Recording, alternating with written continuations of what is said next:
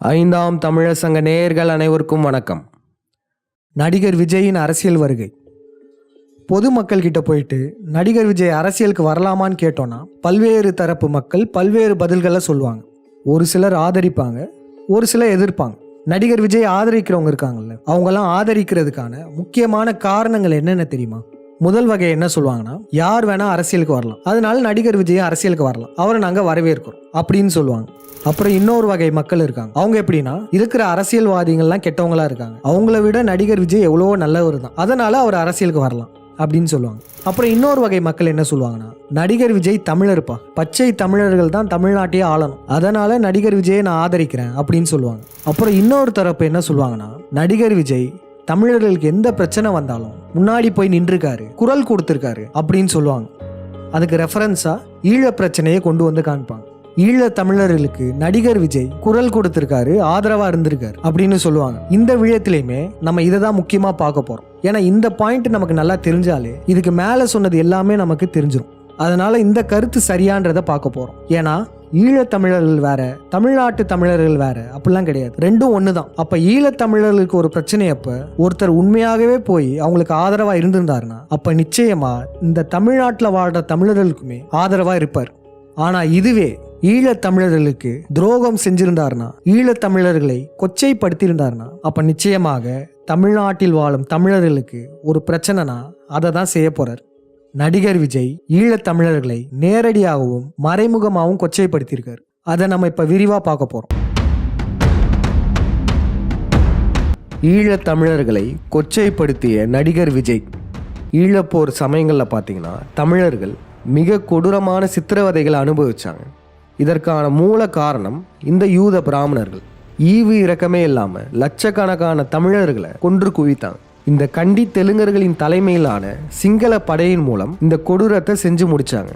அந்த போர் சூழல்ல தமிழ்நாட்டில் பார்த்தீங்கன்னா மக்கள் பலருமே விழிப்புணர்வு அடையாம இருந்தாங்க. என்ன நடக்குன்னே தெரியாது. ஏன்னா இந்திய செய்தி சேனல் முழுக்க இந்த பிண்டாரிகள் கட்டுப்பாட்டில் தான் இருக்கு. இந்த செய்தி சேனல்கள்லாம் மீறி ஒரு சில போராளிகள் மூலம் மக்களுக்கு உண்மை பரவப்பட்டது. ஆனா சில காலங்களுக்கு அப்புறம் தான் நமக்கு தெரிய வருது, அங்க போராளிகள்னு காட்டப்படுற சில முக்கிய புள்ளிகள் இருக்காங்களே, அவங்களுமே இந்த பிண்டாரிகளின் ஆட்கள் தான். இலங்கை தமிழர்களின் உணர்ச்சியை வச்சு தமிழ்நாட்டில் பிழைப்பு நடத்துனாங்க, ஆதாயம் தேடிக்கிட்டாங்க. இது போன்ற ஆட்கள் எல்லாம் ஏன் உருவாக்கி வச்சிருக்காங்கன்னா, உண்மையான தமிழன் எழுந்துடக்கூடாது, அதனாலதான் இது போன்ற போலிகளை உருவாக்கி வச்சிருக்காங்க. இவங்கள போலதான் நடிகர் விஜயுமே ஈழத் தமிழர்களின் உணர்ச்சிகளை வைத்து ஆதாயம் தேடிக்கிட்டாரு. அது மட்டும் இல்லாம ஈழத் தமிழர்களை கொச்சைப்படுத்தியிருக்காரு. அது என்னன்றதை இப்ப நம்ம பார்ப்போம்.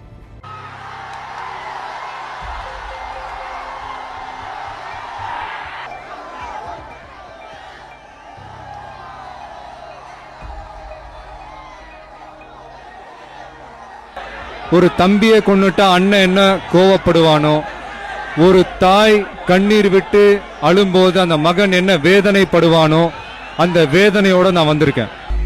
அதாவது இலங்கை ராணுவத்துக்கு நம்ம அடங்கி போறதுனால நம்மள கோழைகள்னு அர்த்தம் இல்ல. புலியை முரத்தால் அடித்து விரட்டிய புறநானூற்று தமிழச்சியின் தாய்ப்பால் குடித்து வளர்ந்த பரம்பரை புலிக்குட்டிகள் நாங்கள். நான் அடிச்சா தாங்க மாட்டேன், 4 மாசம் தூங்க மாட்டேன், மோதி பாரு வீடு போய் சேர மாட்டேன். இதுதான் நடக்கும். உலக வரைபடத்துல இலங்கைன்ற ஒரு இடமே இல்லாம போயிடும். அதாவது சின்ன வயசுலயே மீனவ நண்பன் படம் பார்த்திருக்கேன். அதனால என்னமோ தெரியல, உங்க எல்லாரும் எனக்கு ரொம்ப பிடிக்கும். ஒன்னே ஒண்ணு மட்டும் நான் சொல்றேன், உங்க மேல விழுற ஒவ்வொரு அடியும் என் மேல விழுற அடியா நினைச்சு உங்களுக்காக நான் போராடுவேன். இந்த விழயம் பெரும்பாலானோர் பார்த்திருப்பீங்க. சூப்பரா பேசியிருக்காரு அப்படின்னு பலருமே சொல்லியிருப்பாங்க. இதெல்லாம் வச்சு விஜய் ஆதரவாளர்கள் என்ன சொன்னாங்கன்னா, பாத்தீங்களா ஈழத் தமிழர்களுக்கே நடிகர் விஜய் குரல் கொடுக்கிறாரு அப்படின்லாம் ஒரு பிம்பத்தை உருவாக்குனாங்க. இந்த விழயத்திற்கு பின்னாடி இருக்கிற மறைப்பொருளை இப்ப நம்ம பார்க்க போறோம். இந்த விழயத்தை நம்ம இணையதளத்தில் தேடணும்னா இந்த 7 நிமிட விழயம் தான் முன்னாடி வந்து நிற்கும். இந்தியா கிளிட்ஸ் லோகோ போட்டிருக்கும். ஆனால் இந்த விழயம் பாதிலே நிப்பாட்டின மாதிரி இருக்கும். அங்கதான் நமக்கு சந்தேகமும் வந்துச்சு. அப்ப இதுக்கப்புறம் வேற எதுவும் பேசியிருக்காரான்னு பாக்குறதுக்கு முழு விழியம் இருக்கான்னு தேடணும். அந்த முழு விழியமும் நம்ம கிடைச்சிருச்சு. அதனுடைய டைம் பாத்தீங்கன்னா 11 நிமிடங்கள். இதுல இந்தியா கிளிட்ஸ் லோகோலாம் இருக்காது. அப்ப இதுல இருந்து நமக்கு என்ன தெரிய வருதுன்னா, இந்த 7 நிமிடம் விழியம் இருக்குல்ல, அதை இந்தியா கிளிட்ஸ் லோகோ இருக்குல்ல, இந்த விழியம் எடிட் செய்யப்பட்டுள்ளது. அதாவது திட்டமிட்டு கடைசி பகுதியை எடுத்திருக்காங்க. அப்படி அந்த விழியத்தில் என்ன பேசியிருக்கான்றதை நம்ம பார்ப்போம். ஒன்று மட்டும் ஞாபகம் வச்சுக்கோங்க, இந்த கூட்டம்ன்றது நாகப்பட்டினத்தில் நடந்திருக்கு. நடிகர் விஜயின் தலைமையில் நடந்த மாபெரும் பொதுக்கூட்டம். இது ஏன் நடத்தப்பட்டதுன்னா, அப்பாவி தமிழ் மீனவர்களை, எந்த தப்புமே செய்யாத தமிழ் மீனவர்களை இலங்கை இராணுவம் சித்திரவதை செஞ்சு கொண்டிருக்காங்க. அதுக்கான மாபெரும் கண்டன பொதுக்கூட்டம் தான் இது. இந்த சூழலில் தான் தமிழர்கள் அனைவருமே இந்த ராஜபக்சே அரசு மேலே பயங்கரமான கோபத்தில் இருந்தாங்க. தமிழர்கள் கொந்தளிச்சிட்டு இருந்தாங்க. இந்த சூழலில் தான் இந்த பொதுக்கூட்டம் நடந்தது. இந்த கூட்டத்தில் கடைசியில் என்ன பேசியிருக்காருன்றதை பாருங்களேன். புலியை முரத்தால் அடித்து விரட்டிய புறநானூற்று தமிழச்சியின் தாய்ப்பால் குடித்து வளர்ந்த பரம்பரை புலிக்குட்டிகள் நாங்கள். நான் அடிச்சா தாங்க மாட்டேன், 4 மாசம் தூங்க மாட்டேன், மோதிப்பாரு வீடு போய் சேர மாட்டேன். இதுதான் நடக்கும். உலக வரைபடத்துல இலங்கைன்ற ஒரு இடமே இல்லாம போயிடும். ஒன்னே ஒண்ணு மட்டும் நான் சொல்றேன், உங்க மேல விழுற ஒவ்வொரு அடியும் என் மேல விழுற அடியா நினைச்சு உங்களுக்காக நான் போராடுவேன்.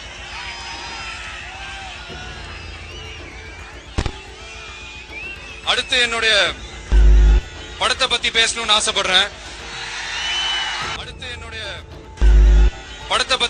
ஆசைப்படுறேன்.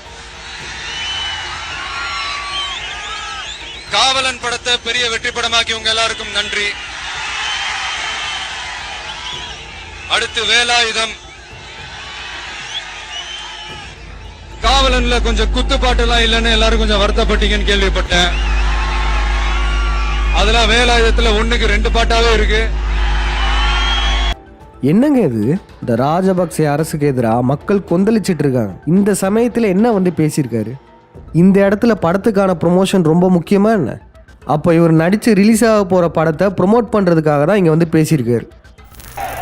தமிழ் மீனவர்களை தாக்கப்படுறதையும் கொல்லப்படுறதையும் தாங்க முடியாம அதுக்கு கண்டனம் தெரிவிக்க வந்திருக்கேன். ஒரு தம்பியை கொன்னுட்டா அண்ணன் என்ன கோவப்படுவானோ, ஒரு தாய் கண்ணீர் விட்டு அழும்போது அந்த மகன் என்ன வேதனைப்படுவானோ, அந்த வேதனையோட நான் வந்திருக்கேன். அடுத்து என்னுடைய படத்தை பத்தி பேசணும்னு ஆசைப்படுறேன். காவலன்ல கொஞ்சம் குத்துப்பாட்டு எல்லாம் இல்லைன்னு எல்லாரும் கொஞ்சம் வருத்தப்பட்டீங்கன்னு கேள்விப்பட்டேன். அதெல்லாம் வேலாயுதத்துல 1க்கு 2 பாட்டாவே இருக்கு. ஒரு தாய் கண்ணீர் விட்டு அழும்போது அந்த மகன் என்ன வேதனைப்படுவானோ, அந்த வேதனையோட நான் வந்திருக்கேன். காவலன்ல கொஞ்சம் குத்துப்பாட்டு எல்லாம் இல்லைன்னு எல்லாரும் கொஞ்சம் வருத்தப்பட்டீங்கன்னு கேள்விப்பட்டேன். அதெல்லாம் வேலாயுதத்துல 1க்கு 2 பாட்டாவே இருக்கு. வேலாயுதம் படம், அதுக்கு முந்தைய படத்துல குத்துப்பாட்டு இல்லையா? இந்த படத்துல 2 குத்துப்பாட்டுகள் இருக்கான். இது தமிழர்கள் நம்ம கேட்டோமா? இங்க என்ன பிரச்சனை ஓடிட்டு இருக்கு? ஈழத்துல கொடுமை பண்ணிட்டு இருக்காங்க. இலங்கை ராணுவம் அப்பாவி தமிழ் மீனவர்களை கொன்னுகிட்டு இருக்காங்க. அந்த மேடையில இத போய் பேசணுமா? நீங்க அமைதியா இருந்தீங்கன்னா அந்த வரிகளை இப்ப உங்களுக்காக நான் பாடி காட்டுறேன். அம்மாவும் அப்பாவும் எல்லாமே நீதானே, என் வாழ்க்கை உனக்கல்லவா. இந்த விழத்தை நம்ம மேம்போக்கா பார்த்தோம்னா நமக்கு என்ன தெரிய வரும்? நடிகர் விஜய் மெச்சூரிட்டி இல்லாம பேசியிருக்காருப்பா. எங்க என்ன பேசணும்னு தெரியல. அவருக்கு அந்த அளவுக்கு மெச்சூரிட்டி இல்லை. ஏதோ ஒன்று பேசி விட்டுருக்காரு அப்படின்னு தான் தோணும். ஆனா இதை நம்ம இன்னும் கொஞ்சம் ஆராய்ந்து பார்த்தால்தான் இதற்கு பின்னாடி இருக்கிற மறைப்பொருளே புரியும். இப்ப அந்த மறைப்பொருளை சொல்றோம் பாருங்க. புலியை முரத்தால் அடித்து விரட்டிய புறநானூற்று தமிழச்சியின் தாய்ப்பால் குடித்து வளர்ந்த பரம்பரை. புலியை முரத்தால் அடித்து விரட்டிய புறநானூற்று தமிழச்சியின் தாய்ப்பால் குடித்து வளர்ந்த பரம்பரை. இந்த கண்டன பொதுக்கூட்டத்தில் என்ன தெரிய வருது? மக்கள் இலங்கை அரசுக்கு எதிராக இருக்காங்க, அதே சமயத்துல ஈழத்தமிழர்களுக்கு ஆதரவாகவும் இருக்காங்க. அப்படி இருக்கும் பட்சத்துல இந்த எடுத்துக்காட்டை ஏன் சொல்லணும்? புலியை முரத்தால் அடித்து விரட்டிய புறநானூற்று தமிழச்சியின் தாய்ப்பால் குடித்து வளர்ந்த பரம்பரை. முதல்ல புறநானூர்ல இந்த வரிகள்லாம் இல்ல. அப்ப ஏன் இவர் சம்பந்தமே இல்லாம இந்த வரிகளை இந்த மேடையில் நின்று பேசணும்? இதுக்கு பேரு தான் மறைமுகமாக கொச்சைப்படுத்துவது. ஈழ போராளிகள் என்னும் புலிகளை மறைமுகமாக விமர்சிச்சிருக்காரு. அதுக்கப்புறம் பாருங்க. நான் அடிச்சா தாங்க மாட்டேன், 4 மாசம் தூங்க மாட்டேன், மோதிப்பாரு வீடு போய் சேர மாட்டேன். இதுதான் நடக்கும். உலக வரைபடத்துல இலங்கைன்ற ஒரு இடமே இல்லாம போயிடும். உலக வரைபடத்துல இலங்கைன்ற ஒரு இடமே இல்லாம போயிடும். இலங்கைன்றது உலக வரைபடத்திலே இல்லாம போயிடும். இதை கேட்டு பலரும் கை தட்டியிருப்பாங்க. ஆனா இதன் மூலமாகவும் இவர் இந்த ஈழத் தமிழர்களே தான் கொச்சைப்படுத்தியிருக்காரு. இவர் சொன்ன இந்த கருத்தை யார் தம்மா சொல்லுவா? இந்த யூத பிராமணர்கள் சொல்லுவாங்க. இந்த யூத பிராமணர்கள் இலங்கையை வேருடன் புடுங்குவது தான் இவங்களுடைய லட்சியமே. ஏன்னா இலங்கைன்றது தமிழர்களுடைய பூர்வீக நிலம். அப்படிப்பட்ட இந்த இலங்கை உலக வரைபடத்திலிருந்து இல்லாம போறது தான் இந்த யூத பிராமணர்களுடைய லட்சியமும் கூட. உலக வரைபடத்துல இலங்கைன்ற ஒரு இடமே இல்லாம போயிடும்.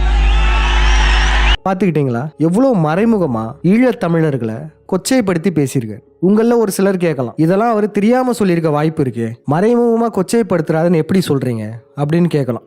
உண்மையாகவே இவர் ஈழத் தமிழர்களை மறைமுகமா கொச்சைப்படுத்தியிருக்காரு. இன்னும் நேரடியா கொச்சைப்படுத்தினது ஒண்ணு இருக்கு. அந்த விழத்தை பாருங்க, உங்களுக்கு நல்லாவே புரிஞ்சிடும். உதவித்தொகை வழங்கியவர்கள் திரு மன்சூர் அலிகான் 25,000, நடிகை பிரகதி 1000, நடிகை கௌதமி 1000, தொல் திருமா அவர்கள் 50,000, விஜேஸ் 500, ஆட்சி மனோரமா அவர்கள் 25,000, இளைய தளபதி விஜய் ரசிகர் மன்றத்தின் சார்பில் 500 ரூபாய், குட்டி பத்மினி 5000, இளைய தளபதி விஜய் ரசிகர் மன்றத்தின் சார்பில் 500 ரூபாய், விஜய் ரசிகர் மன்றத்தின் சார்பில் 500 ரூபாய். தமிழ்நாட்டு நடிகர்கள்லாம் ஈழத் தமிழர்களுக்கு உதவித்தொகை வழங்கியிருக்காங்க. அதுல மன்சூர் அலிகான் பாத்தீங்கன்னா 25,000, ஆட்சி மனோரமா அவங்களும் 25,000, விஜய் மக்கள் இயக்கம் 500 ரூபா, இளைய தளபதி விஜய் ரசிகர் மன்றத்தின் சார்பில் 500 ரூபாய், விஜய் ரசிகர் மன்றத்தின் சார்பில் 500 ரூபாய். இன்னும் ஈழத் தமிழர்களுக்கு பிச்சை போடுறாரா? நீங்க இதை நல்லா கவனிச்சு பாருங்க. இவர் இந்த 500 ரூபா போடாம இருந்தாலே எந்த பிரச்சனையும் இருந்திருக்காது. ஏன் சம்பந்தமே இல்லாம வெறும் 500 ரூபா போடணும்? ஏன்னா இதுவுமே ஈழத் தமிழர்களை கொச்சைப்படுத்துறதுக்காக தான். ஒரு சிலர் இப்ப இதையும் கூட சமாளிப்பாங்க. என்ன சொல்லுவாங்கன்னா, இது விஜயோடைய ரசிகர் மன்றம், விஜய் ஒன்னும் 500 ரூபா போடல அப்படின்னு சொல்லி சப்பக்கட்டு கட்டுவாங்க. விஜய் எல்லாம் ஈழத் தமிழர்களுக்கு செஞ்சிருக்காரு, அதெல்லாம் வெளியே சொல்லிக்க மாட்டாரு, மறைச்சே வச்சுப்பாரு அப்படின்னு எல்லாம் சொல்லி விஜய்க்கு நல்லா முட்டு கொடுப்பாங்க. அவங்களுக்கு புரியுற மாதிரி இன்னொரு விழயத்தையும் போட்டு காமிச்சிடலாமா? பன்னாட்டு நீதிமன்றத்தில் நிறுத்த வலியுறுத்தி நடைபெற்று வரும் கையெழுத்து இயக்கத்தில் கையெழுத்து போட நடிகர் விஜய் மறுத்திருப்பது உலக தமிழர்களை அதிர்ச்சி அடைய செய்துள்ளது. இலங்கை தமிழர்களை குன்று குவித்த ராஜபக்சேவை பன்னாட்டு நீதிமன்றத்தில் நிறுத்துமாறு ஐநாவையை வலியுறுத்த கையெழுத்து இயக்கம் நடத்தி வருகிறது. இலங்கை தமிழர்களுக்காக நடிகர் விஜய் அரிசி வழங்கியது உள்ளிட்ட பல்வேறு உதவிகளை செய்து வருவதாகவும் அவரது தந்தை கூறினார். எனினும் தமிழர்களை கொன்று குவித்த ராஜபக்சேவிற்கு எதிராக ஒரு கையெழுத்து கூட போட நடிகர் விஜய் மறுத்திருப்பது உலக தமிழர்களை அதிர்ச்சி அடைய செய்துள்ளது. தமிழர்களை கொன்று குவித்த ராஜபக்சேவிற்கு எதிராக ஒரு கையெழுத்து கூட போட நடிகர் விஜய் மறுத்திருப்பது உலக தமிழர்களை அதிர்ச்சி அடைய செய்துள்ளது. பாத்துக்கிட்டீங்களா? நம்ம கேட்குற கேள்வி ஒண்ணுதாங்க, எதுக்கு இந்த ராஜபக்சேவுக்கு எதிராக கையெழுத்து போடல? சரி, அவர் ஷூட்டிங் ஸ்பாட்ல இருந்தான்னு வச்சுப்போம். ஷூட்டிங் முடிஞ்சோடனே கையெழுத்து போட்டிருக்கலாம்ல, போடலையே. ஏன் நடிகர் விஜய் இந்த ராஜபக்சேவை போய் காப்பாற்றணும்னு நினைக்கிறாரு? ஏன் இப்படி செஞ்சாருன்றது போக போக உங்களுக்கே புரியும். நீங்க நல்லா பாருங்களேன், இந்த நடிகர்கள்லாம் ஈழத்துக்காக அவ்வப்போது குரல் கொடுக்குறாங்க, பல போராட்டங்கள் செஞ்சிருக்காங்க. ஆனா அதனால ஒரு பயன் கூட இருந்திருக்காது. அது காரணம் என்ன தெரியுமா? இந்த போராட்டங்கள், ஆர்ப்பாட்டங்கள் அனைத்துமே கண் துடைப்பிற்காக தான், தமிழர்கள் எழுந்துடக்கூடாதுன்றதுக்காக தான் இந்த நடிகர்கள், கூத்தாடிகள் சினிமாவில் நடிக்கிற மாதிரி ரியலா நடிச்சிட்டு இருக்காங்க. இப்போ எடுத்துக்காட்டுக்கு இங்க விஜயை பாருங்க. இந்த நாகப்பட்டினம் மக்கள் கொந்தளிச்சிட்டு இருந்த நிலையில என்ன பேசியிருக்காரு? அவருடைய அடுத்த படத்தை பத்தியும் அதுல வர 2 குத்துப்பாட்டையும் பத்தி பேசியிருக்காரு. அவரு பேசினோடனே மக்கள் எல்லாரும் ஆரவாரத்தோட கத்துறாங்க. காவலன்ல கொஞ்சம் குத்துப்பாட்டு எல்லாம் இல்லன்னு எல்லாரும் கொஞ்சம் வருத்தப்பட்டீங்கன்னு கேள்விப்பட்டேன். என்ன நடக்குது இதனால? இலங்கை அரசு மேல இருந்த அவங்களுடைய கோபம், அவங்களுடைய கொந்தளிப்பு, அது எல்லாமே சில நொடிகள்ல டைல்யூட் ஆயிடுச்சு.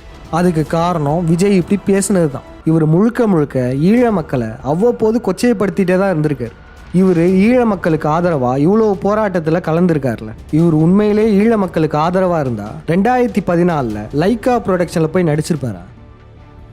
இந்த லைக்கா நிறுவனம்ன்றது முழுக்க முழுக்க இந்த கண்டி தெலுங்கன் ராஜபக்சேவுடைய நிறுவனம். இதனுடைய ஓனர் அல்லிராஜன் சுபாஸ்கரன் சொல்லுவாங்க. அவர் ஒரு ஈழத்தமிழர்னு சொல்லிட்டு சுத்திட்டு இருக்காங்க. அவர் ஈழத்தமிழர் கிடையாது, அவர் தெலுங்கர், ராஜபக்சேவுடைய நெருங்கிய உறவினர். இந்த கத்தி படம் இஷ்யூல இந்த கண்டி தெலுங்கன் வந்து பேட்டி கொடுத்துருக்கான். என்ன சொல்றான்னு பாருங்களேன். உங்களுக்கு வந்துட்டு ராஜபக்சேவோட உறவினர்களோட கணித ரீதியான தொடர்பு இருக்கிறதா, தமிழ் அமைப்புன்னு சொல்லி தான் இந்த போராட்டத்தை நடத்துறாங்க. அது முற்றிலும் உண்மைக்கு புறம்பான செய்தி. இலங்கையில் எங்களுக்கு எந்த ஒரு வியாபாரமும் இல்லை. அதாவது ஜேர்னலிஸ்ட்டுங்களாம் கேட்குறாங்க, இலங்கையில் ராஜபக்சே கூட வணிக ரீதியாக தொடர்பு இருக்கான்னு கேட்குறாங்க. அது முற்றிலும் புறம்பான செய்தி, இலங்கையில் எங்களுக்கு எந்த ஒரு வியாபாரமும் இல்லை அப்படின்னு சொல்கிறார். இதே பேட்டியில் ஒரு 2 நிமிடம் கழிச்சு என்ன தெரியுமா சொல்லியிருக்காரு? உங்களுக்கு வந்துட்டு ராஜபக்சேவோட உறவினர்களோட சம்பந்தம் இருக்கிற மாதிரியும் அவங்களோட ஏர்லைன்ஸ்லேயும் வந்துட்டு உங்களுக்கு சம்பந்தம் இருக்கிறதோ சொல்லியிருக்காரு. ஏர்லைன்ஸில் எங்களுக்கு எல்லா ஏர்லைன்ஸ்லேயும் தான் எங்களுக்கு சம்மந்தம் இருக்குது. எந்த லைக்கா ஃப்ளை ஆயிட்டால இருக்கைக்குள்ள நாங்கள் எல்லா ஏர்லைன்ஸோடையும் தான் நாங்கள் வேலை செய்கிறோம். அப்போ ஸ்ரீலங்கன் ஏர்லைன்ஸில் வந்து பிஸ்னஸ் இருக்கிறதுல இன்னும் தப்பு இருக்குது. பார்த்தீங்களா, முதல்ல என்ன சொன்னார்?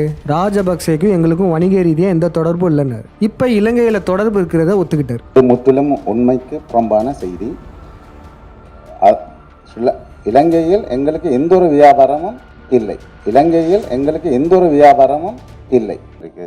எந்த லைக்கா ஃப்ளை ஆயிட்டால இருக்கைக்குள்ள நாங்கள் எல்லா ஏர்லைன்ஸோடையும் தான் நாங்கள் வேலை செய்கிறோம். அப்போ ஸ்ரீலங்கன் ஏர்லைன்ஸில் வந்து பிஸ்னஸ் இருக்கிறதுல இன்னும் தப்பு இருக்குது. இலங்கையில் எங்களுக்கு எந்த ஒரு வியாபாரமும் இல்லை. ஸ்ரீலங்கன் ஏர்லைன்ஸில் வந்து பிஸ்னஸ் இருக்கிறதுல இன்னும் தப்பு இருக்குது. இவர் சொல்கிற இந்த ஏர்லைன்ஸில் மட்டும் இல்லை, ஸ்கை நெட்வொர்க்குன்னு ஒரு கம்பெனி இருக்குது. அதுலேயுமே இந்த கண்டி தெலுங்கனுக்கும் ராஜபக்சேவுக்குமே தொடர்பு இருக்குது. அது ஆதாரபூர்வமாக நிரூபணம் ஆயிடுச்சு. அதுக்கப்புறம் 2013 காமன்வெல்த் இலங்கையில் ராஜபக்சேவால் நடத்தப்பட்டது. ஈழத்தமிழர்கள் அனைவருமே ராஜபக்சேக்கு எதிராக போராட்டம் நடத்தினாங்க. ஆனால் இந்த சுபாஸ்கரன் என்ன தெரியுமா பண்ணியிருக்காரு? ராஜபக்சே நடத்தக்கூடிய அந்த காமன்வெல்த்துக்கு ஸ்பான்சர் செஞ்சதே இந்த லைக்கா நிறுவனம் தான். இந்த லைக்கா நிறுவன சுபாஸ்கரன் ராஜபக்சேவுடைய அபிஷியல் போர் விமானம், அதில் இவரை கூட்டிட்டு போற அளவுக்கு இவருக்கும் ராஜபக்சேவுக்கும் நெருங்கிய உறவு இருக்கு. இந்த லைக்கா நிறுவன ஓனர் சுபாஸ்கரன் என்பவன் முழுக்க முழுக்க கண்டி தெலுங்கன்.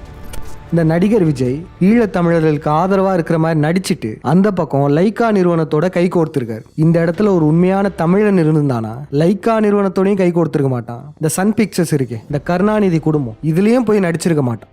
இந்த சன் பிக்சர்ஸ் உடைய சர்க்கார் படத்தில் இவர் சொன்ன ஒரு டயலாக் பாருங்களேன். பக்கத்து நாட்டு ராணுவம் இந்த அப்பாவி மீனவர்களை சுட ஆரம்பிச்சிருக்காங்க. அதுல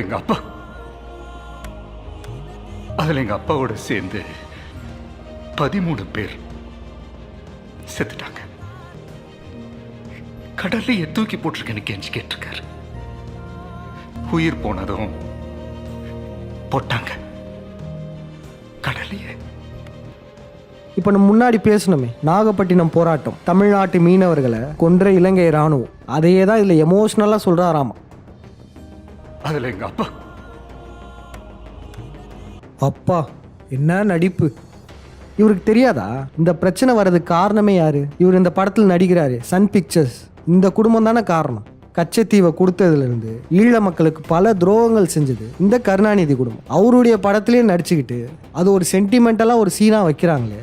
அப்போனா யோசிச்சு பாருங்க, எவ்வளோக்கு எவ்வளோ ஈழ மக்களை கொச்சைப்படுத்தியிருக்காரு நடிகர் விஜய். ஈழ மக்களை மட்டும் இல்லை, தமிழ்நாட்டு மக்களையுமே நீண்ட காலமாக ஏமாத்திட்டு தான் இருந்திருக்காரு. ஒரு வீடியோ கிளிப் போடுறோம் பாருங்களேன்.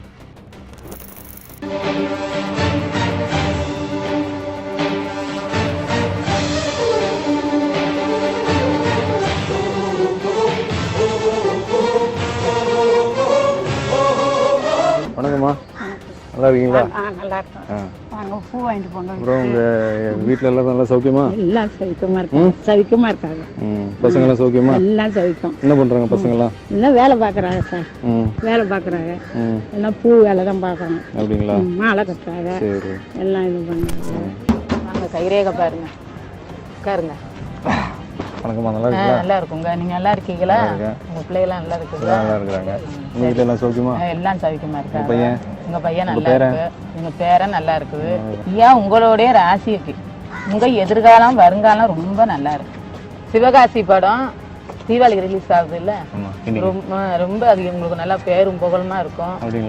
எங்களோட லேடிஸுங்கெல்லாம் பாக்குற மாதிரி தமாசா நீங்க பேசி இருக்கணும். எங்களுக்கு எல்லாம் நீங்க சொன்ன விஷயம் அத்தனையும் இருக்குது. எந்த படம் உங்க படம் அங்க ஃபெயிலரா இல்ல, எல்லாமே நல்லா இருக்கும் உங்க படம். தேங்க்யூ. உங்க வாக்கு பொலிக்கிட்டோம். அட நம்மாலு இதெல்லாம் உண்மை இல்லைங்க. சிவகாசி படம் மூவி ப்ரொமோஷனுக்காக ஒரு செட்டுக்குள்ள எவ்வளோ அழகாக நடிக்கிறாங்க பாருங்களேன். இது முழுக்க முழுக்க ஸ்கிரிப்டர் தான். 2005 இது ப்ரோக்ராமாக போட்டிருக்காங்க. அப்போ நம்மக்கிட்ட சோஷியல் மீடியாவும் இல்லை, அவ்வளோ புரிதலுமே இல்லை. அப்போல்லாம் இது உண்மையை நம்ம நம்பிட்டு இருந்தோம். அப்போனா பார்த்துக்கோங்க, 19 வருடங்களுக்கு முன்பே நடிகர் விஜய் தமிழர்களை ஏமாற்ற ஆரம்பிச்சிருக்காரு. தலைவா நான் பண்ணட்டுமா? பண்ணாதான் பண்ணுங்க சார். நீங்கள் ரெஸ்ட் எடுங்க, இந்த பக்கம் வாங்க. ஐயா உங்களுடைய ராசிக்கு உங்க எதிர்காலம் வருங்காலம் ரொம்ப நல்லா இருக்கு. சிவகாசி படம் தீபாவளிக்கு ரிலீஸ் ஆகுது இல்ல, ஆமாம் இன்னைக்கு ரொம்ப ரொம்ப அது உங்களுக்கு நல்லா பேரும் புகழுமா இருக்கும். அப்படிங்களா? எங்களோட லேடிஸுங்கெல்லாம் பாக்குற மாதிரி தமாசா நீங்க பேசி இருக்கணும் எங்களுக்கு. எல்லாம் நீங்கள் சொன்ன விஷயம் அத்தனையும் இருக்குது. அதுக்கப்புறம் பாருங்க, இந்த ஜல்லிக்கட்டு போராட்டம். இந்த போராட்டம் ஆரம்பிக்கும் போதெல்லாம் நடிகர் விஜய் ஒரு கண்டனம் கூட தெரிவிச்சிருக்க மாட்டார். ஆனா இந்த போராட்டம் வலுப்பெற்று உலகமே தமிழ்நாட்டை திரும்பி பார்க்கும்போது அப்ப வெளியே வந்து ஆதரவு தெரிவிச்சிருப்பார். அதுக்கு ஒரு ஆக்டிங்கை போட்டிருப்பார். இவர் தமிழர்களுடைய எமோஷன்ஸை எப்படி பயன்படுத்தியிருக்காருன்னு பாருங்க. இந்த போராட்டம் நடந்ததுக்கு அப்புறம் வெளிவந்த படம் தான் மெர்சல். இந்த படத்துக்கும் ஜல்லிக்கட்டு போராட்டத்துக்கும் துளியும் சம்மந்தம் இல்லை. ஆனா இந்த படத்துடைய லோகோவை பாருங்க, ஜல்லிக்கட்டு காளமாடு மாதிரி தான் இருக்கும். இந்த படம் போஸ்டர்ஸுமே ஜல்லிக்கட்டு காளையை வச்சு வந்துடும். இந்த போஸ்டர் லோகோலாம் ஏன் இப்படி உருவாக்குனாங்க? இந்த படத்துக்கும் இதுக்கும் சம்மந்தமே இல்லை. அப்போ ஏன் உருவாக்கணும்? ஏன்னா அந்த டைமில் அதான் ட்ரெண்டு. ஜல்லிக்கட்டுனா மக்கள் எமோஷன் ஆயிடுவாங்க. அதனாலேயே சம்மந்தமே இல்லாத கதைக்கு இந்த ஜல்லிக்கட்டு லோகோவையும் போஸ்டர்ஸில் ஜல்லிக்கட்டு காளைகளை வச்சு வெளியிட்டிருப்பாங்க. பார்த்தீங்களா மக்களுடைய எமோஷன்ஸில் எப்படிலாம் விளையாடுறாங்கன்னு. நடிகன் விஜய் தமிழன் இல்லை, இது ஆதாரபூர்வமாக நம்ம பல விஷயங்களில் நிறுவிட்டோம்.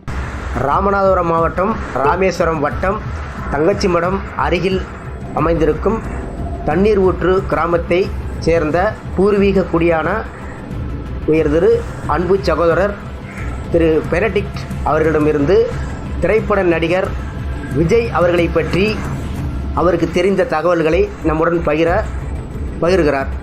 அன்பான தமிழ் உறவுகளே, நான் தங்கச்சிமடம் ராமநாதபுரம் மாவட்டம் தங்கச்சிமடம் தண்ணீர் ஊற்று கிராம பகுதியைச் சேர்ந்தவன். தீவின் பூர்வீக குடிகளில் நாங்கள் மூத்தவர்கள்.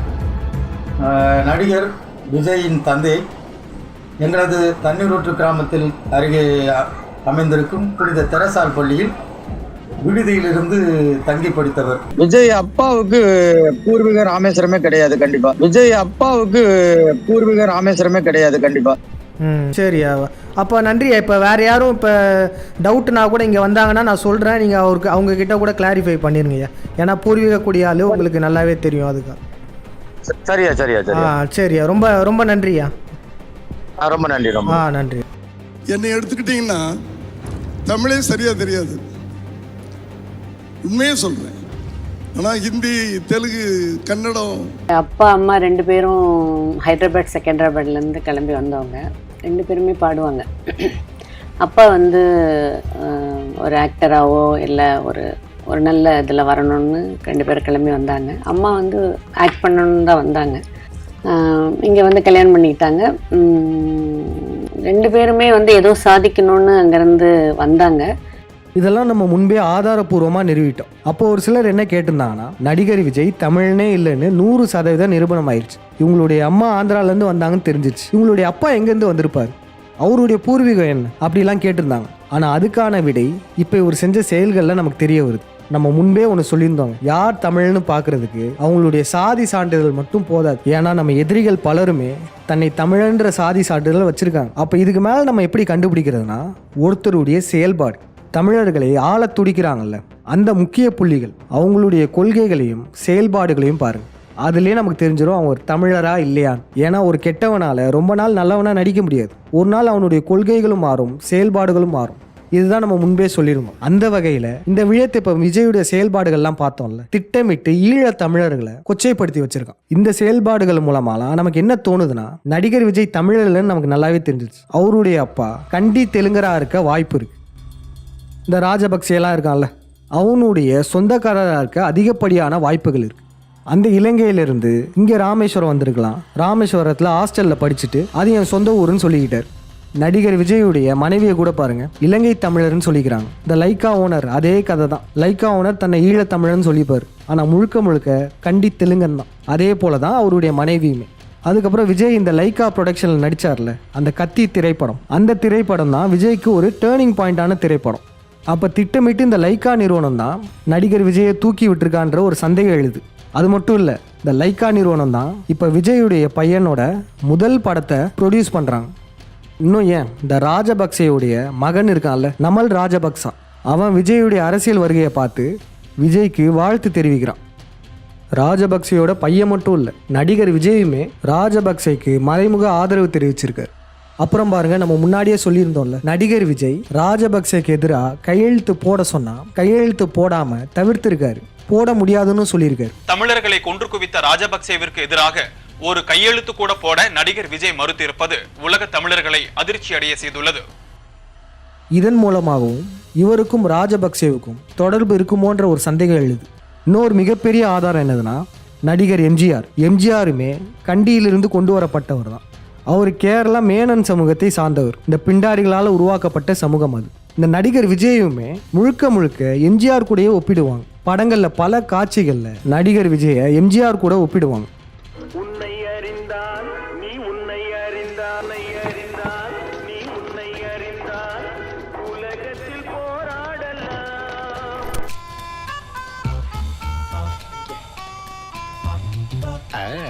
தலைவர் ரூட்டை ஃபாலோ பண்ண எல்லாம் சக்சஸ் தான்.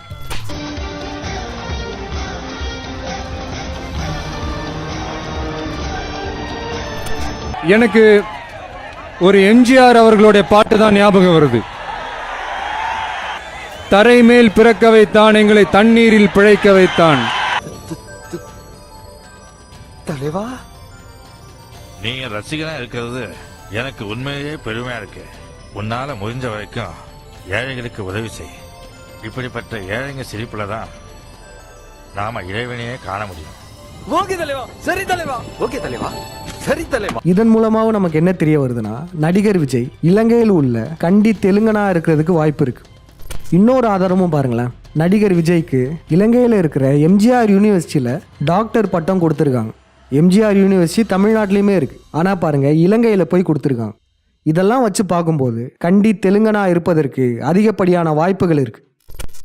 இப்போ நம்ம நடிகர் விஜய் கண்டி தெலுங்கனா இருக்கிறதுக்கு வாய்ப்பு இருக்குன்னு சொல்லிடுவோம். அப்போ ஒரு சிலர் கேட்பீங்க, அப்போ இவர் கன்னடம் இல்லையா, அப்போ இவர் மலையாளி இல்லையா அப்படின்லாம் கேட்பீங்க. ஒன்று மட்டும் நல்லா தெரிஞ்சுக்கோங்க, இந்த மலையாளம், கன்னடம், தெலுங்கு, சிங்களம் இவை அனைத்துமே இந்த பிண்டாரிகளால் திட்டமிட்டு உருவாக்கப்பட்ட தமிழர்களின் எதிரி இனங்கள். இந்த சிங்களம், கன்னடம், தெலுங்கு, மலையாளம்லாம் பார்த்தோம்னா இதனுடைய ஸ்கிரிப்ட் ஒரே மாதிரி தான் இருக்கும். இந்த இனங்கள் அனைத்தையுமே இந்த பிண்டாரிகள் திட்டமிட்டு தமிழர்களுக்கு எதிராகவே உருவாக்கியிருக்காங்க. நம்ம முனைவர் திரு பாண்டியனையா தமிழ் சிந்தனையாளர் பேரவை சேனல்ல முன்பே சொல்லிட்டாரு, நடிகர் விஜய் தமிழன் இல்ல, அவன் மேற்கு தொடர்ச்சி மலைக்காரன், பரசுராமன் வழி வந்தவன் சொல்லிட்டார். இந்த கண்டி நாயக்கர்களுமே அந்த வம்சாவளி தான். நடிகர் விஜய் இலங்கையில் உள்ள கண்டி தெலுங்கனா இருக்கிறதுக்கு வாய்ப்பு இருக்கு. இப்படிப்பட்ட இந்த விஜய் அரசியல் கட்சி ஆரம்பிச்சதுக்கு அப்புறம் அரசியல் தளத்தில் இருக்கிறவங்க யார் யாரெல்லாம் ஆதரிச்சிருக்காங்க தெரியுமா? திமுக, அதிமுக, காங்கிரஸ், பாஜக, நாம் தமிழர் கட்சி, அதுக்கப்புறம் மற்றும் பல கட்சிகள். யார் எதிர்க்கிறாங்க தெரியுமா? இந்த தமிழ்நாடு அரசியல் தளத்திலேயே 5ஆம் தமிழர் சங்கம் தான் விஜய் அரசியலுக்கு வரக்கூடாதுன்னு சொல்லிட்டு இருக்கோம். நம்மளை தவிர மற்ற அனைத்து கட்சிகளுமே விஜயை வரவேற்கிறாங்க. முக்கியமா தமிழ் தேசியம்னு பேசிட்டு இருக்கோம். விஜய் தமிழன் இல்லை, அவனுடைய தாயும் தந்தையும் வேற்று இனத்தவர்னு தெள்ளந்தெளிவா ஆதாரங்களோட சொல்லியிருக்கோம். விஜயுடைய அப்பா ராமேஸ்வரம் சொந்த ஊருன்னாரு, ஆனா அந்த ஊர் மக்களே சொல்றாங்க அவர் அங்க படிக்க வந்திருக்காரு, எங்கிருந்தோ படிக்க வந்தவர். விஜய்க்கு ராமேஸ்வரம் சொந்த ஊரும் கிடையாது, விஜய் பிள்ளை சமுதாயத்திலும் பிறக்கல, அவனுடைய தாயும் தமிழ் முதலியார் கிடையாது. அது மட்டும் இல்லாம விஜயுமே நல்லவன் கிடையாது. இந்த ஈவே ராமசாமி நாயுடுவை படிங்கன்னு சொல்லிட்டு இவர் மேடையில பேசியிருக்காரு. எல்லா தலைவர்களை பத்தி தெரிஞ்சுக்கோங்க, பெரியார் அவர்களை பத்தி தெரிஞ்சுக்கோங்க. தாழ்த்தப்பட்டவங்களுக்காக தந்தை பெரியார் போராடினது 94 வயசுல. இது ஒண்ணு போதாது, இவருடைய கொள்கை லட்சணம் எப்படி இருக்குன்னு. இப்படி இருக்கும் பட்சத்துல சீமான் அவர்கள் நடிகர் விஜய்க்கு ஆதரவு தெரிவிக்கிறார். மீண்டும் சொல்றோம், நடிகர் விஜய் தமிழன் இல்லை. மீண்டும் மீண்டும் நடிகர் விஜயை தமிழனாக்க பார்த்தாங்கன்னா அவங்களுக்கும் தக்க பதிலடி கொடுக்கப்படும். இனிமேலும் நடிகர் விஜய் தமிழன் சொல்லிட்டு நடிகர் விஜய் என் தம்பின்னு சொல்லிட்டு இருந்தீங்கன்னா அதுக்கு நம்மளும் விளக்கம் கொடுப்போம். நடிகர் விஜய், இந்த வடுகன் விஜய் உங்களுக்கு எப்படி தம்பி ஆறாரு, அப்புறம் இந்த வடுகன் ஸ்டாலின் உங்களுக்கு எப்படி பங்காளி ஆகிறாரு, இந்த உறவு முறை எப்படி வந்ததுன்றத விளக்க வேண்டியது இருக்கும். இந்த விழயத்தை பார்த்துட்டு இருக்க தமிழர்கள் அனைவருக்கும் ஒன்று சொல்லிக்க விரும்புகிறோம். இந்த நடிகர் விஜய் ஈழத் தமிழர்களை கொச்சைப்படுத்திருக்காங்கல்ல, நிவாரணன்ற பேர்ல 500 ரூபா பிச்சை போடுறது, அதுக்கப்புறம் மேடையில இலங்கையவே அழிச்சிருவேன்னு சொல்றது, அப்புறம் மறைமுகமா புலிகளை தாக்கி பேசுறது, இது எல்லாமே பார்த்துட்டும் தமிழர்கள் நம்ம சும்மா இருக்கணுமா? இதுக்கு மேலேயும் நம்ம பொறுமையா இருக்கக்கூடாது. தமிழர்கள் விழிப்படையணும். அதுக்கு இது போன்ற விழியங்கள்லாம் தமிழர்கள் அனைவருக்குமே போய் சேரணும். உங்கள் உறவினர்கள் மற்றும் நண்பர்கள் அனைவருக்குமே இந்த விழயத்தை பரப்புங்க. உங்களுடைய சோசியல் மீடியா பக்கங்கள்லையும் இந்த விழயத்தை தாராளமா பயன்படுத்திக்கலாம். மக்கள்லாம் ஆட்டு மந்தை கூட்டமா இருக்கிற வரையும் தான் இது போன்ற போலி பிம்பங்கள் உருவாக முடியும். மக்கள் விழிப்புணர்வு அடைஞ்சிட்டாங்கன்னு வச்சுக்கோங்களேன், இவங்கெல்லாம் காணாம போயிடுவாங்க. இந்த விஜய் தான் பிண்டாரிகளின் கடைசி ஆயுதம்னு நம்ம ஒரு விழியம் போட்டிருப்போம், ஃபைனல் விக்கெட்டுன்னு. அதில் முழுசா விஜயை பற்றி சொல்லியிருப்போம். அந்த விழியத்தை பார்க்காதவங்க கண்டிப்பாக போய் பாருங்க. உண்மையாகவே நடிகர் விஜய் இந்த பிண்டாரிகளின் கடைசி நம்பிக்கை.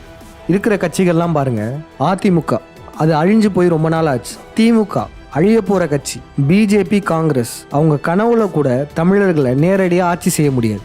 கடைசியா விஜய் மட்டும்தான் இருக்கார். அப்புறம் விஜய்க்கு ஆதரவா ஒரு சில போலிகள் சுத்திட்டு இருக்காங்க. இந்த போலிகள் பேர் தான் போலி தமிழ் தேசியம். இவங்களெல்லாம் நம்ம எதுவுமே செய்ய தேவை, அவங்களே அவங்க தலையில மண்ணவாரி போட்டுப்பாங்க. அப்போ சமரசமற்ற அரசியல்வாதிகளே இல்லையான்னு கேட்டிங்கன்னா இருக்காங்க. அப்படிப்பட்ட சமரசமற்ற அரசியல்வாதிகளை உருவாக்குறது தான் 5ஆம் தமிழர் சங்கத்துடைய பட்டய படிப்பு, பார்லிமெண்ட்ரி கோர்ஸ். அதுவும் 2 ஆண்டுகளில் முடிய போகுது. சரியா தேர்தலுக்கு முன்னாடி 5ஆம் தமிழர் சங்கத்துடைய சிறந்த அரசியல் ஆளுமைகள் அரசியல் களத்தில் இறங்க போறாங்க. அப்பேற்பட்ட சமரசமற்ற அரசியல் ஆளுமைகளுக்கு உங்களுடைய வாக்குகளை செலுத்துங்க. இன்னும் 2 ஆண்டுகளில் இவிஎம் மிஷினும் இருக்க போறதில்ல. நீங்களும் தூய அரசியல்வாதியா இருந்து அரசியல் களத்தில் இறங்க விரும்புறீங்கன்னா 5ஆம் தமிழர் சங்கத்துடைய பட்டய படிப்புல இணையுங்க. ஒரு சிலர் யோசிக்கலாம், நம்ம கிட்ட பணபலம் இல்லை, அதிகார பலமும் இல்லை, மக்கள் கூட்டமுமே இன்னும் விழிப்படையாம இது போன்ற விஜய் பின்னாடி தான் சுத்திட்டு இருக்காங்க. அப்ப நம்மளால வெற்றி அடைய முடியுமா அப்படின்னு நீங்க நினைக்கலாம். முடியும்.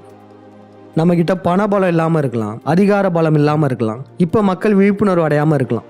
ஆனாலும் பாருங்க, நம்மளை பார்த்து இந்த பிண்டாரிகள் பயப்படுறாங்க. எடுத்துக்காட்டுக்கு பார்த்தீங்கன்னா, நம்ம விஜயை எக்ஸ்போஸ் செஞ்சோம்ல, அப்போ என்னென்னலாம் நடந்துச்சு பாருங்க. இவன் விஜயுடைய கல்யாண மண்டபத்தில் கல்யாணம் பண்ணது சொன்னோம். இப்போ அந்த இடத்துல அந்த மண்டபத்தையே தூக்கிட்டாங்க, ரிலையன்ஸ் ட்ரெண்ட்ஸாக மாறிடுச்சு.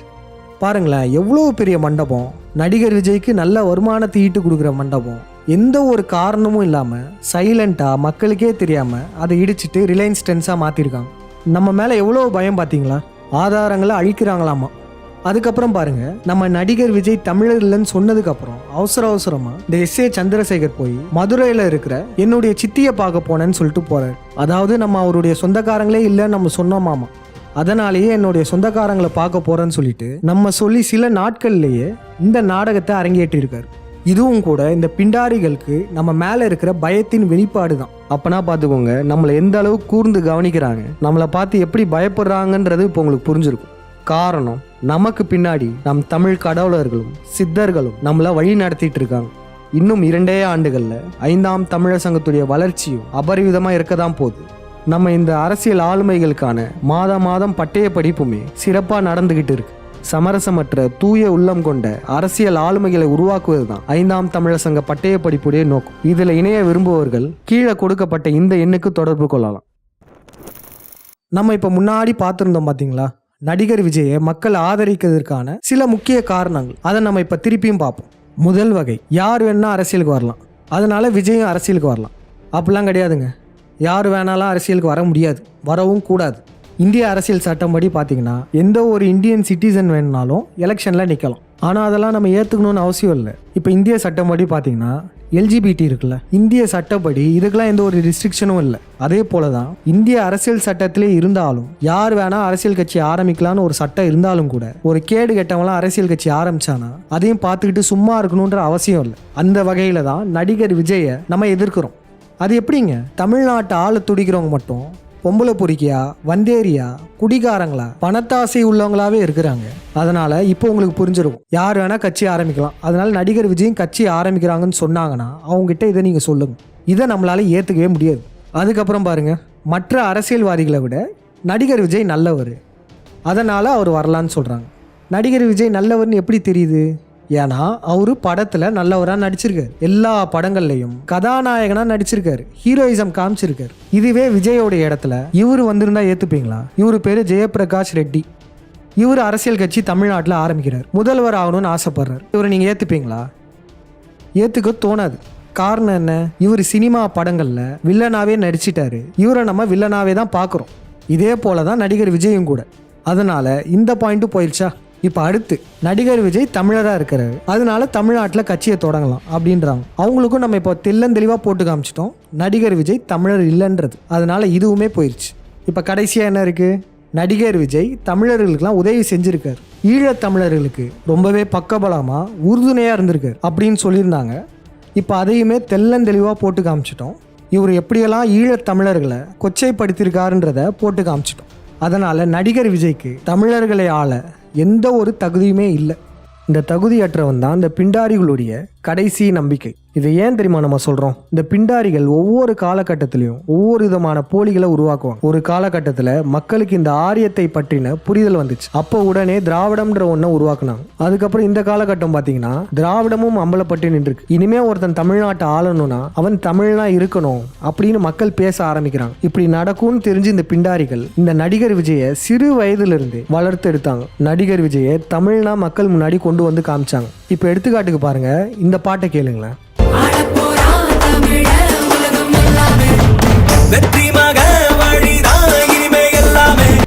இந்த பாட்டு இருக்குல்ல, இது அருமையான பாடல் தான். ஆனா இந்த பாடல்ல பாத்தீங்கன்னா யாரு கதாநாயகன்? நடிகர் விஜய். இந்த பாட்டின் மூலமாகவும் நடிகர் விஜய் தமிழர் தான் மக்கள் மனசுல புகுத்தி இருக்காங்க. இப்ப இவர் அம்பலப்படுத்திட்டோம்னு வச்சுக்கோங்களேன், இதற்கப்புறம் இந்த பிண்டாரிகள் கிட்ட எந்த ஒரு ஃபார்முலாவும் கிடையாது. இதுதான் கடைசி. மீண்டும் இது போன்ற ஒரு போலியை உருவாக்க முடியாது. மக்களும் ஏமாற மாட்டாங்க. அதனால தான் சொல்றோம், நடிகர் விஜய் இந்த பிண்டாரிகளின் கடைசி நம்பிக்கை.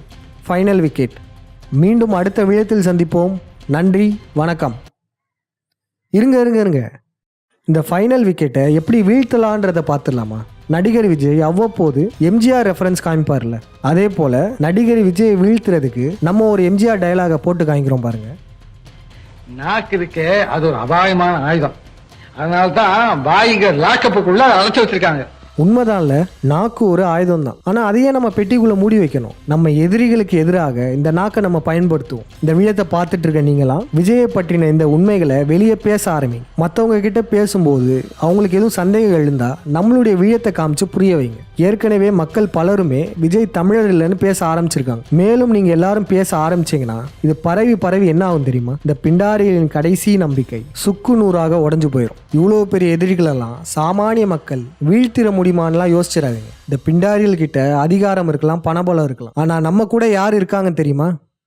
மாமே, கிரவுண்ட் மொத்தம் ஆளுங்க இருக்கலாம், ஆனா ஆடியன்ஸ் எல்லாரும் ஒருத்தரை மட்டும் தான் பார்ப்பாங்க. கேள்விப்பட்டிருக்கியா? ஆட்ட நாயகன்.